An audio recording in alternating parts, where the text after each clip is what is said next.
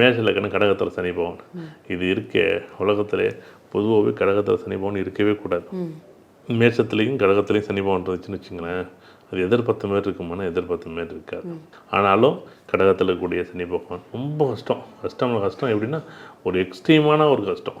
அது இதுதான் அப்படின்னு கிடையாது. நீ இந்த வேலை தான் பார்க்கணும், அந்த வேலை தான், நீ எந்த வேலை செஞ்சாலும் அது ஒரு சோம்பேறித்தனமாக இருக்கும், தன்னைத்தானே சுருக்கிக்கும்.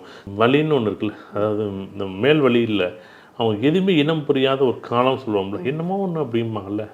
நம்ம நான் ஒரு இடத்துக்கு போகிறேன், நான் வெறுத்து போகிறேன், நான் என்னை நானே வெறுக்கிறேன், எனக்கு இதெல்லாம் பிடிக்கலை, என்னை இதெல்லாம் வேண்டாம், நெகட்டிவ் திங்கிங். இது திரும்ப திரும்ப இதே அவங்க முடிவு எடுப்பாங்க.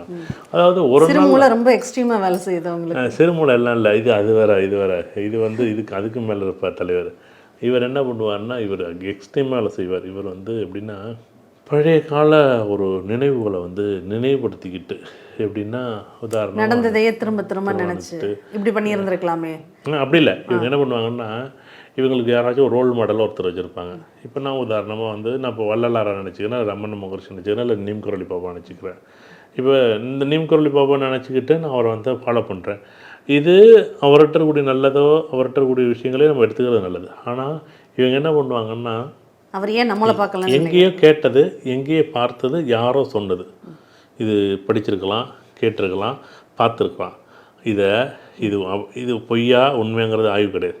ஆய்வே பண்ணாமல் அதுதான் அது உண்மைன்னு சொல்லிட்டு அது போக்கிலேயே போகிறது.